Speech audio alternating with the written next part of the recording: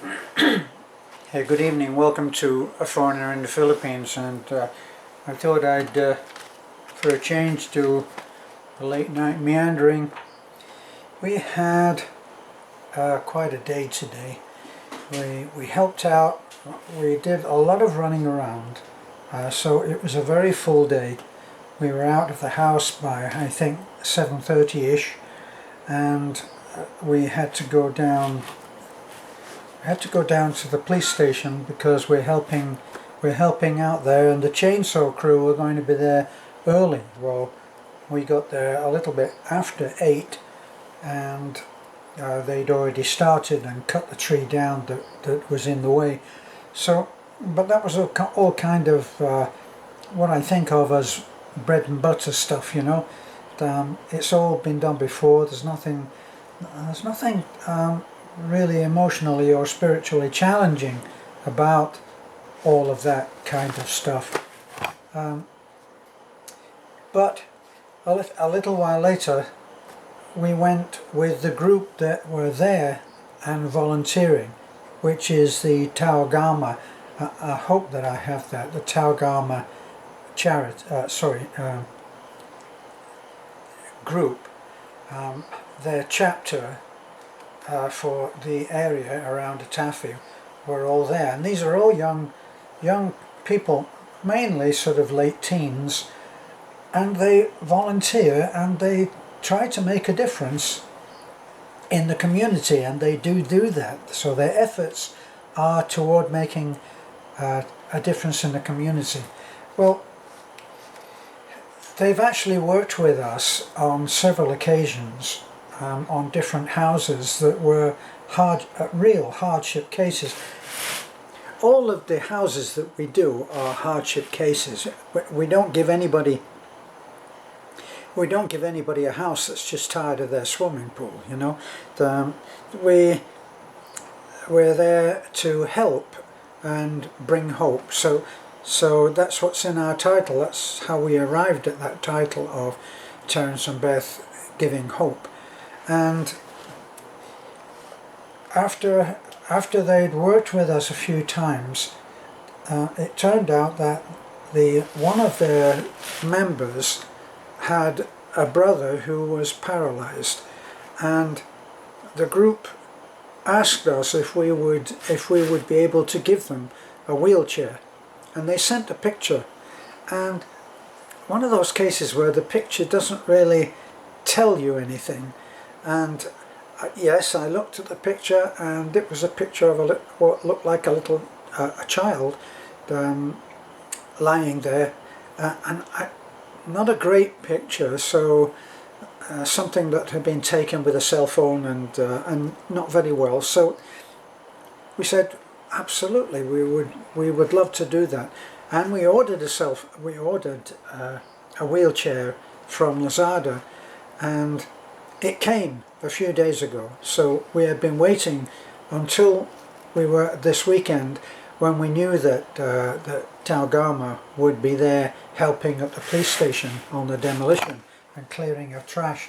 So we knew that was going to be happening, and we'd arranged, if I can just move this, we'd arranged to go after lunch. So we fed the guys, we fed them all lunch, and then we all piled into the truck, and we went to this place, which actually was on the way. It was on the way out of Atafi, going towards Inabanga, and we'd been past this place many times, but we turned off and then went on to the long and winding road, as the Beatles always said.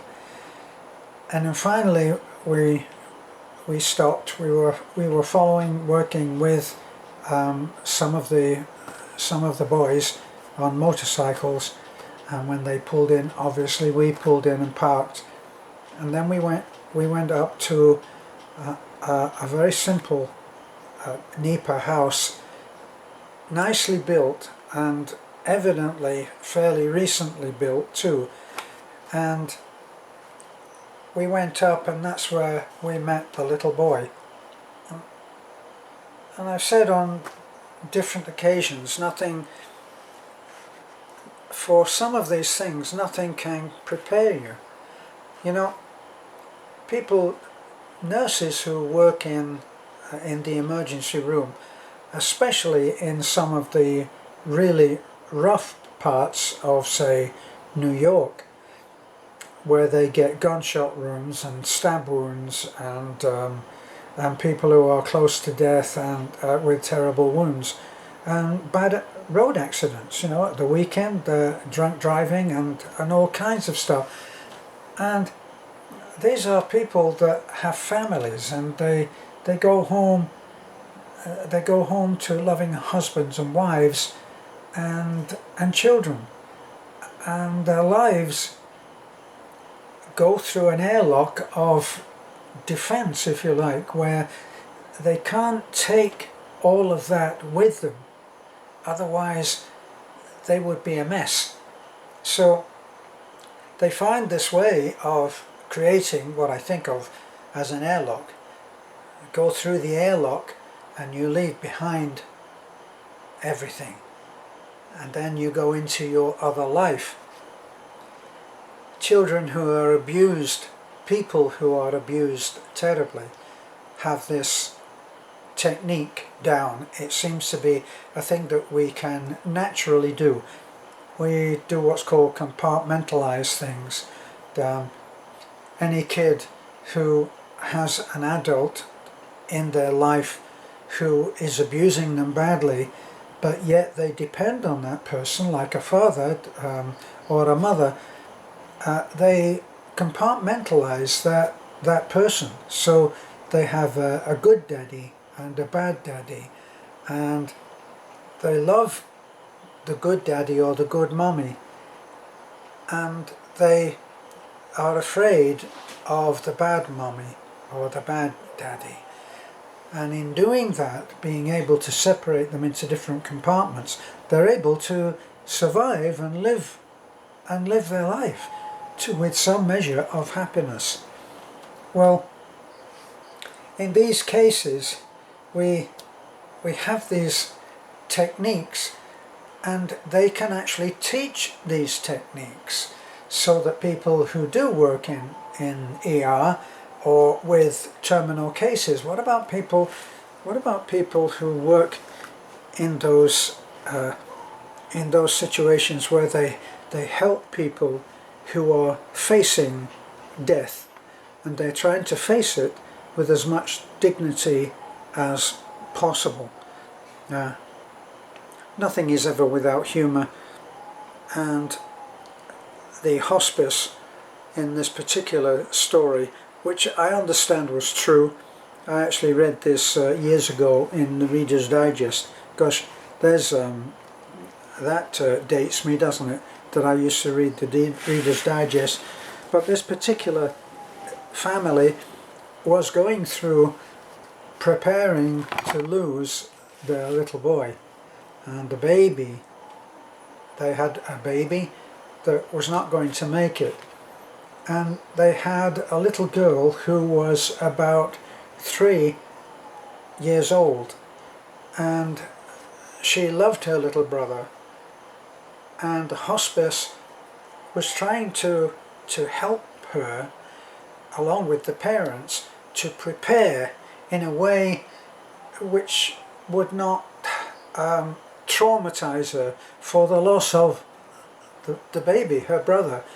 And she had been doing very well. She must have been quite a smart kid, and she was doing very well, and came the day that they knew that it was going to be the last day, and they spoke to the little girl and they explained to her, look, a baby brother is going to heaven today, and there's nothing, it's not, we can be sad, but it's not anything that is not a natural part of life. So he's going to go to heaven, he's going to be in a fine place. So do you want to go in and say goodbye to him now? So the little girl accepts that, and she goes in and she talks to the brother, and she tells him, she reassures him that everything is going to be fine, and the parents are listening at the door, and the little girl tells him, look, you're going to heaven, there's nothing to be afraid of, you're going to go to heaven, and you're just going to be fine, and you'll see Aunt Mabel up there, you know, so it's not like you'll be on your own. And I just want you to know that when you're gone, I won't let you flush them, I won't let them flush you down the toilet like they did the goldfish. So nothing is entirely without humour. But if you look back to our little boy, here's the second one that's been paralysed, but the one that we've been looking at building a house for has turned out to be quite a surprise, because he has feelings in his toes, and we see him now that attention is off him and he's just scooting around. He gets around on his hands and knees and he pulls himself, and you can see that he's using his legs, but he's not standing up. But when he does stand up, here he's suffering now from what I understand a subscriber said, that's drop foot, in which the foot, which should be up here like this, has dropped down like this because it's constantly being dragged along. So he does have that. So when he does stand, he stands on tiptoes, and will need quite a bit of therapy, but that probably can be cured. So he's doing pretty good. Comparatively, we're not really worried about him. But this other little boy was, I know it may sound like we use these words very easily, and words like heartwarming and heartbreaking and upsetting and shocking. I know that we can be accused rightly of using these words, and for Beth, English not being her first language, maybe overusing them, whatever the accusations, and there are bound to be a lot. But this truly is something where we're not doing acute cases like this. The little boy's body is cruelly bent out of shape, and his arms are in an impossible shape, curved, and the joints are all backwards, and with his legs the joints seem all backwards and bent out of shape, and his growth has been restricted by his condition. And he's actually 15 years old. Now, if you look at it, that's Taliklik is now 16 years old, and look at Taliklik. And now we've got this little boy, and even though he's slightly bulked up, in other words, he's not like, say, Lovely, who is skinny as a chicken wing, he is slightly heavier built. And he has very limited feeling, sensations throughout his body. So he is virtually, completely, from the neck down, he's completely paralyzed. But we were to find out that he does have some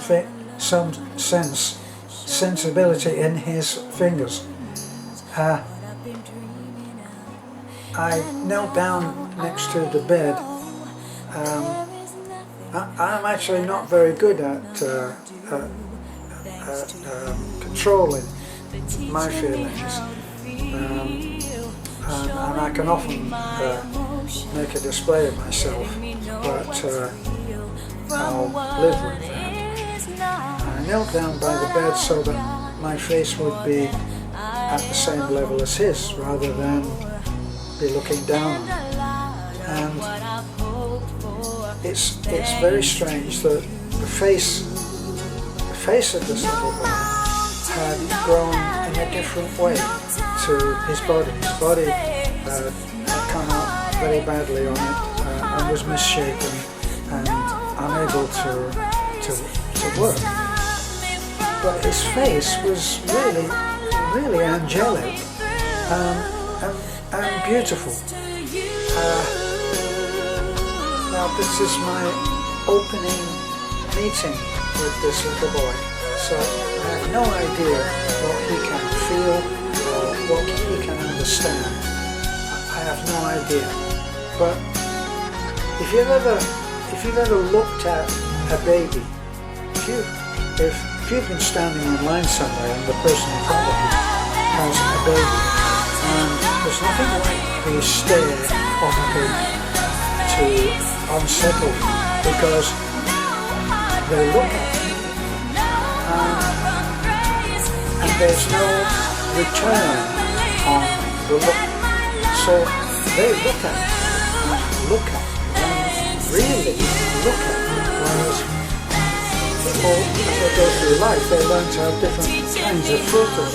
So my mother, I can still remember my mother yelling at me and saying, "Don't stare." If I was looking at something too much, she said, "Don't, it's rude to stare." So I was taught not to look. He is looking at me in that same kind of way, just completely without any filters. And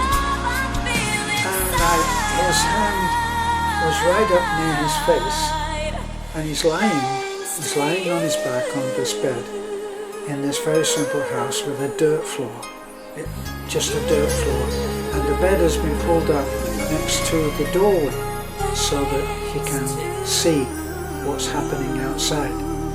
And oops, I got to see if I'm still in the picture. Yes, I am. So as I looked at him, I reached down and I held his hand, and he smiled. So he knew what was happening. He knew that the touch was there, that I had reached out to him. It was a communication. And then I asked him in Visayan, what is your name? Ano ang pangalan mo? And amazingly, he managed to see through my terrible Visayan, and he told me his name was Jeremy. And so there was this smiling communication that was really quite unnerving and extremely touching. And so we enjoyed that moment of contact and intimacy, if you like, and understanding, because I asked him, "You speak English?" And he shook his head. I said, "But you understand?" And he lifted his eyebrows, which is yes in Filipino. So it was a strange moment in many ways. Later, Beth came and she had her moment with him while I looked on, and she said, always the practical person, she said to him, "Is there anything that we can get for you? Ice cream or chocolate? Or is there anything that we can get?" And Jeremy said, "A cell phone." Which without finding anything funny in that, we did say, well, what good is a cell phone to you? And then others were joking, the young boys are joking, he's going to call his friends because he can't move or hold anything. So somebody gave a cell phone, turned on, and put it by his head. So he's lying like this, and they put the cell phone like this. So the cell phone went down. Let me see if I can approximate it. So he's lying down like this, and the cell phone is there. And he had a tiny bit of movement. And sure enough, he scrolled down until he found the game that he knew he could play. And he played a video game. Which is an amazing thing. To me, an amazing thing. So it didn't end there. That we had brought with us the wheelchair, and we took the wheelchair outside because we wanted first we wanted him to see it. We wanted him to be part of it and have his photograph taken and all of those things. So with all of the group, of which there were, I don't know, I'm guessing 12 or 15, maybe more young men. And then we witnessed another little a glimpse of what their life was like. The father is dedicated, as is the father and the mother are still together, still a happy family, and they've got other children, some of whom are living at home, and I think one of the others is not, has gone to Cebu or something like that. But they're there and they're dedicated to this little boy, and they had the opportunity apparently to decide whether he should have surgery, and they thought about that very carefully. And because Jeremy is alert, mentally alert and intelligent, and that there was a risk, they decided that the benefit was so slight, the possibility of bringing him to what could be regarded as a normal life was so slender, it wasn't worth the risk of losing him. So they didn't. Now, in order to get him out of the house, it's not, apparently if he is moved, he can experience quite a bit of pain, and I know this because when Beth was talking to him, she reached over and was going to move his hand, his left hand, and he grimaced with pain. So the father came in and he brought in a board which was about 2 feet, maybe 2 feet wide, not quite, 18, 20 inches wide, and about 3 feet, 4 feet long. And he put that on the bed, and the chap Jeremy had been lying on a mat on a bamboo strip bed. And what they did was they slid, this was the mat, they slid the board underneath like this. And then they pulled Jeremy onto the board. But before they did that, they gave him, you remember those old hero movies where the guy's going to have a bullet taken out of him and they say, there's no, give him a shot of whiskey and say there's no anesthetic, you better bite on this, and they give them like that so that they can bite down on something. And I didn't realize what was happening at first, but they brought out a slender straw and they gave it to Jeremy in his mouth, and he put it into his mouth and he bit on that while they pulled him onto the board. And once he was onto the board, they lifted the board. So they lifted him with the board, and their father managed to be able to get out of the house and put the board with Jeremy on it on top of the wheelchair, which you will be able to see that, and especially if you have Zoom capability, you'll be able to see that in the picture that we showed on Facebook, and later there'll be video that you can see, and you can actually see Jeremy. This is an incredible little boy.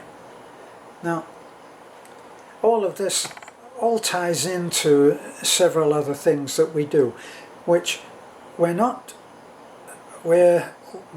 and I are literally just two people doing what we can with what we have, and cases that have come in have been extraordinary.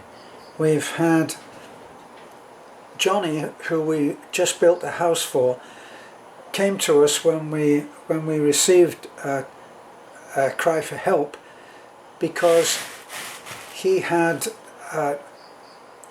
been involved in a tricycle accident very close to school, and his leg had been rather badly broken.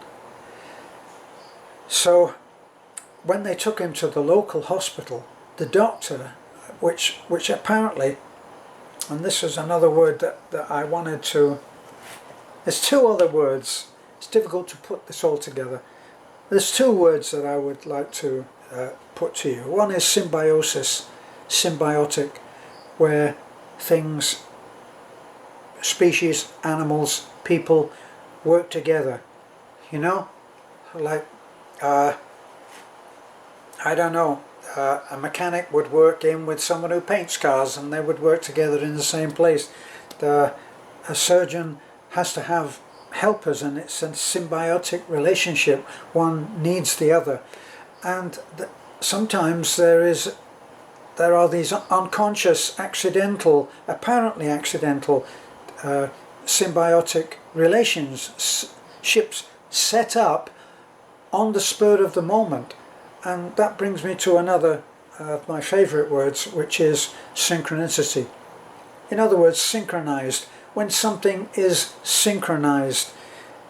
Carl Jung was a psychologist, a research psychologist, an advanced thinking person, an iconic figure, Jung, that's J-U-N-G, and he said that synchronicity was that there are no accidents. So in other words, in that particular case, John was badly hurt outside the school.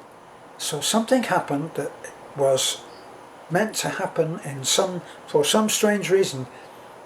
It happened outside the school, and his teacher was on the scene, either straight away or as a result of hearing the thing, but she was there, and she took him to the hospital. When they got to the hospital, the surgeon that was there at the smaller hospital in Taliban said, "There's no hope, we can't save this leg."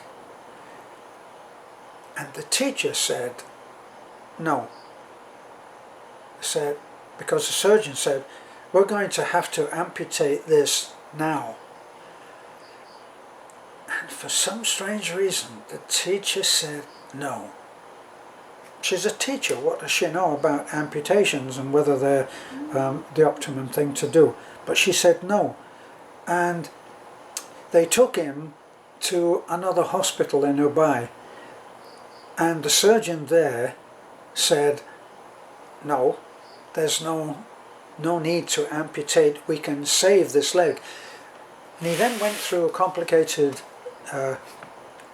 sequence of surgical procedures, and they saved the leg. And now he walks without a limp.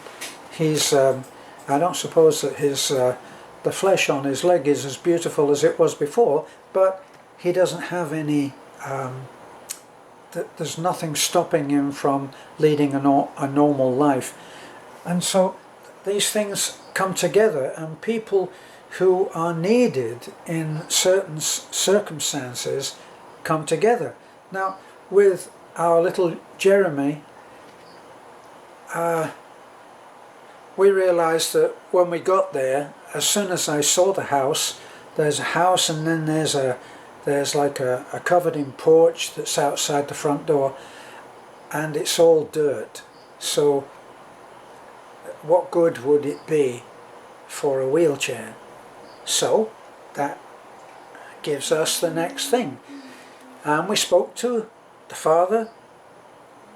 He was supporting his family by being a welder and a mechanic doing repairs on bikes and doing welding, and has managed to build a house, albeit a NEPA house. And we spoke to him and the boys who have been volunteering to help us build houses. Our question: if we give you the materials, can you lay a smooth cement floor in the house and in the porchway outside, and remove the threshold to the front door so that a wheelchair can just sail straight in and out, which is the problem that we have attended to with the crippled boy, who also is going to have a special wheelchair, and we're making his house so that none of the doorways to any of the rooms have a threshold. So we needed to tell them that they wanted to do that, and they are now going to do that floor, and that will be their project, and our part of it will be to give them the material to do it: sand, cement, gravel, and they will just mix it up by hand like they've been doing. That's some of the work that they've done for us, and that boy will be able to go outside. His father hopefully will be able to fashion something where he is able to go outside and enjoy being outside. So there's a situation where symbiosis and synchronicity work in together. No such thing as an accident. We would never have thought that Tau Gamma would be interested in working with us, and probably they thought the same when they knew about us, but it's worked very well. And now, because of that, that little boy is going to have an upgrade to his life, and we'll continue to try to help in as many different ways, and we will get him a cell phone, that's for sure, so that he can play a few video games. And then you've got the other examples that we've had where the right people have come together in a wrong situation. The other child and a medical challenge that I remember there too, we attached the word baby to these little kids, and we had baby Faith and we had baby Jane. Now baby Jane, well, maybe I should deal with baby Faith first, but unfortunately we lost baby Faith. She was a cherished child and is sadly missed by her family, who absolutely adored her. Baby Jane is still very much alive, but baby Jane has osteogenesis imperfecta, which is, I think the layman's term would be brittle bone disease. She can slip and fall and break a hip, break a leg, break an arm so easily because her bones are so brittle. And we've taken her to hospital 3 times. So in knowing us, that has been the non-accidental thing of meeting and being together, and then the symbiosis where one thing is needed by someone, and someone who can meet that need comes together. So this is happening in our lives all the time, which led me after today, which was I have to say was a harrowing one for me, because when we're looking at this little boy and his angelic face, and we're looking at how little he has, and yet he can give you a beautiful smile. And strangely, Jodelle is the same. You can go and go up behind Jodelle and tap him on the head, and when he looks around he has this $1 million smile. Just incredible. So we're all being brought together at the same time in so many different ways. We're helping out with the police, because the police have really worked very hard in two places, Atafi and in Taliban, where they've tried to help us with our projects, and we've enjoyed a certain kind of a partnership where we go into partnership. Will you partner with us? And they're able to give us labour, so that labour is volunteer, and it helps to move the job along, and in doing that it frees up funds for other things. And in this particular case, the PNP in Atafi asked us, could we help with their, well, to call it tumble down would be an understatement, but the back part of the police station is in such a sorry state that it's actually dangerous, and that is where the officers go. That's where they have to change, that's where they go to eat their food, to cook, and it's a really important place, and yet it's in really terrible, pitiful condition. And so we are very much interested in helping on that, and it's within our mandate, it's within our mission, and that's why we're able to do that. Of course, somebody was very picky on this on our channel, saying, what do you think donors would say if they knew? Nothing is hidden from people who support us. We have the most open, if you like, confidential, where we communicate very, very well and fully with anybody who supports us, and they know everything. And that was one of the winning points in our work, was that if someone sent a sum of money and they wanted it to be used for this or that, it would be used for that. I remember one lady who lives in Cyprus, and she said, I would like you to take, I've forgotten the exact number now, a number that comes to mind is 17, for some strange reason. Said, on my birthday I would like you to take 17 children and give them the money to be able to buy a dress in the superstore, which is Alturas for us. So we actually ended up taking, I think, 23 children into the store, and they each had a given budget, and the sales staff, wonderful as they are, helped them to spend that. And then they sang happy birthday to that lady, which was really a touching moment for me. Well, I think actually, even though I haven't actually, I did make a few notes,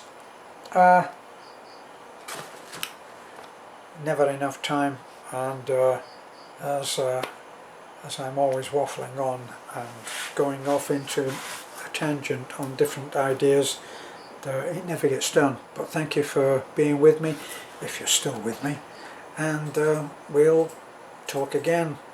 Thanks a lot. Bye for now.